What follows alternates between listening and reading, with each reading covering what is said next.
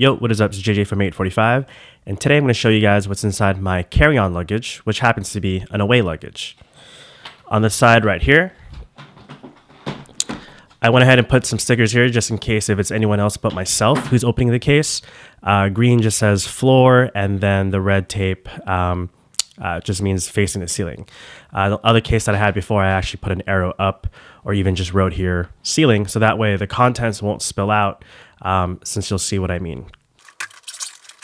So a quick breakdown is that I just use, any carry-on luggage, but I just happen to chose away.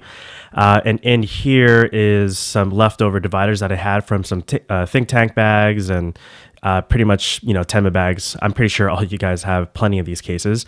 And the main reason why that I wanted to put all my shooting gear that I typically would bring for a travel shoot is that obviously you're going to be carrying on your camera and lenses and setup, and you probably don't want to actually check that in.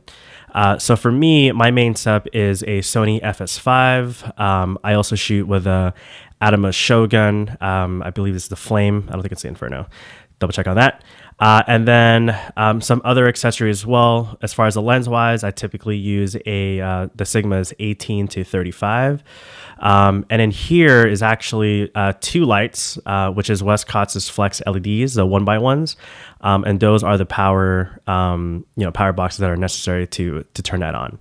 So kind of give a quick overview as far as how I pack this, and kind of show you what I do when it comes to traveling for a shoot. So in this one are some lavs. I typically use Sennheisers. These are more of the backup. The Sony FS5 camera body with the Metabones, because I am using the Sigma 18-35, which has a Canon mount. On my actual Sennheiser packs, I've ended up using a small rig attachments. This one right here is a Nato Quick-Release. And so on the back of the actual Sennheiser, I'll show that right here. So the back of this, there's a plate that you can buy from Small Rig, and you basically would just attach this and then you would lock it. So that way this whole thing is secure. You don't have to worry about the included hot shoe mount, which you have to screw over. And this makes it a lot easier just to set up, just in case if you wanted to use the Sennheiser. And just like with NATO, they have an anti, we call this like a lock. So even if this is loose, this thing's not going to move. You obviously lock it with a lever right here. This thing won't budge. And the way you remove it is just depress the button and then take it out. This thing right here. As far as batteries, I keep them right here. I got two batteries. These are the SWIT. This is the SU63, but I primarily use a bigger one first, which is the S8U93. Kind of mentioned before, but these have the USB taps, but also the D taps. So this makes it a lot easier when you're trying to run your accessories through one battery system. I also learned quickly that for talking heads, most of the time they're about an hour plus long. So I'll have the batteries, but primarily I have the batteries just to power the Shogun actually, and I just end up plugging in my camera. So I do bring the Sony's AC adapter, also charges the battery, of course. Got some headphones. These are the Sony's MDR7506. As mentioned, my primary lens for talking heads is the Sigma 18-35. Got the handle as well. So the downside for this is that when using the FS5 into a carry-on case, you do have to break down the camera. So this definitely isn't a case that you would pack up your camera and do a run and gun. This does require some time to at least assemble the camera.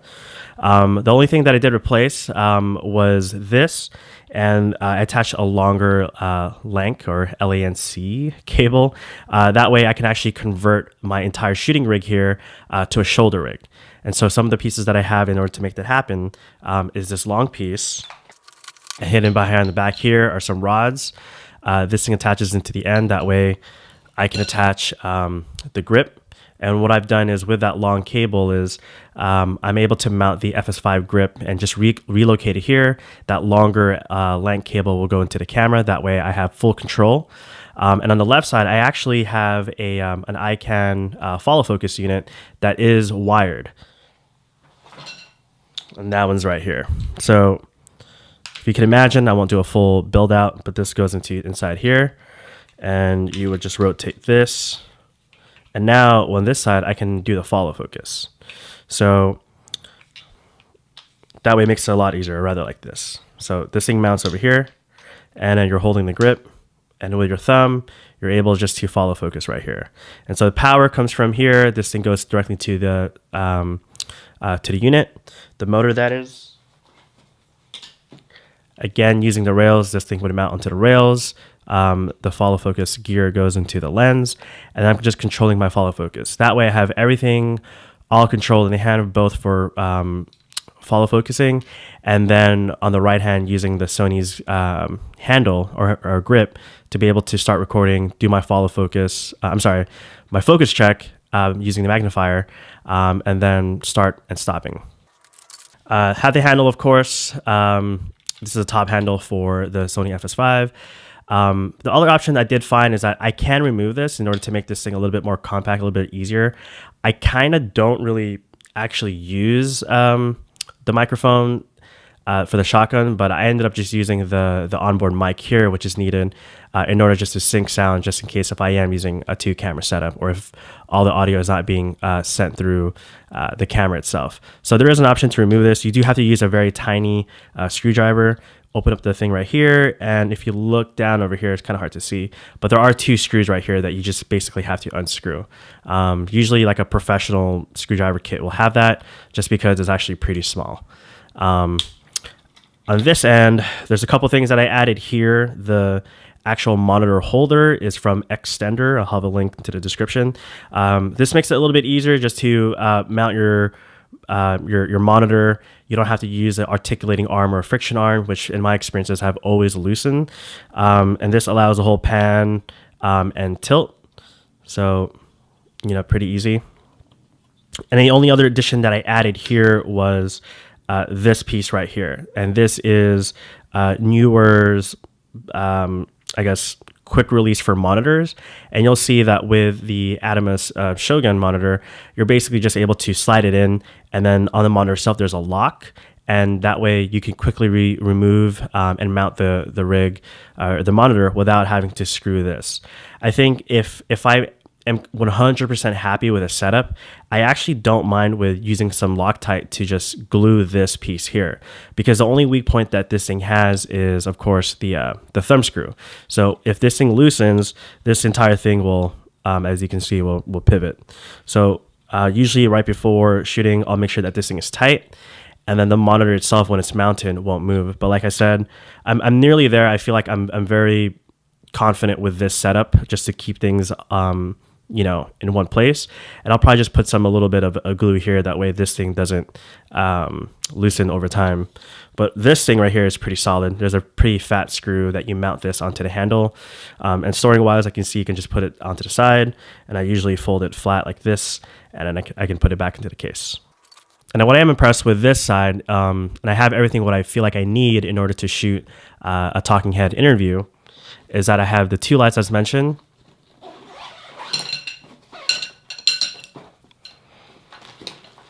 And then the Shogun. So I use a tender wrap. Again, I just kind of piece things together from my existing things. In here, you have the Shogun Flame. That's me. Have a small rig cage to this. Kind of unnecessary if you feel like you don't need it. The only reason why that I have it is because of the HDMI lock. I typically don't like recording in HDMI cables, but because of the accessibility for the other cameras, HDMI, and for 4K, I am using that, and so you're able to lock it here. I typically have left the Atomos's adapter for DTAP, so this stays in here, and then I'm running a DTAP out from here, and then powering it from, as I mentioned, to the battery that I have from SWIT. Accessory wise, sun hood, again from Small Rig. Again, another piece that I think that's important to keep with the Shogun, just because it's kind of power hungry for a 7-inch monitor, is its it's adapter, it's AC adapter. So I always keep this in here. If I am doing talking heads, I'll basically run an extension cable from the outlet and obviously put it near the tripod, and the tripod will power both the camera and the monitor. And in here is just some, some cables that I have. So the D-tap to the AC cable, a spare hard drive, a couple HDMI cables. I still have the articulating arm just in case if I can't mount it. This one right here goes into the rails, or if I needed, I can also just remove this and mount this directly onto a quarter screw, quarter tap. Audio wise, this is the Rode NTG3. So I keep this in here with me just in case that I'll have everything on hand. And what is missing in my case, because it's actually my grip bag, is a shock mount. So typically I'll keep the shock mount and the microphone all together, and this thing will fit in here. And then I have the X brackets. These are the ones that will allow you to mount your Flex LED panel. Just unscrew this part. It's not the best way to mount the light, but it's also one of the lightest still and the most compact. So it is on a ball head, and it's just enough to support the actual weight of the LED mat. And so you put it from here, and then you would slip this onto the back of the LED mat. And these little clips right here are for the diffusers, which I keep right here. So you just kind of stretch this over those little clips, and instead of having a bare LED bulb or a bare LED panel, you're at least diffusing it. And then here are the two LED mats. So these are daylight. Again, these are super light, and they're definitely obviously flat. You can roll them up, but in my experience, the easiest and the smallest compact way to pack this is just flat. So I keep this, and they're included like protective sheet. And last but not least, just for added flexibility for creativity, are some gels. So I did buy a set from here, and I'll link that again. I bought 2 of them just in case. I do have 2 of each color, and I actually recently used this on a set using the red gels. So it's not that heavy, but it does fit into this case. I kind of just leave it in there. And in my backpack, I typically have some gaff tape, and I would just tape that over the Flex LED lights.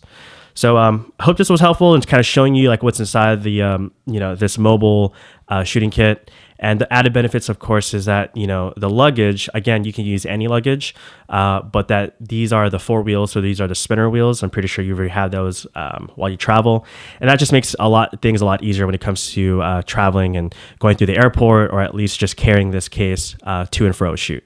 If you have any questions, feel free to let me know. Leave them in the bottom, and yeah, cheers, guys.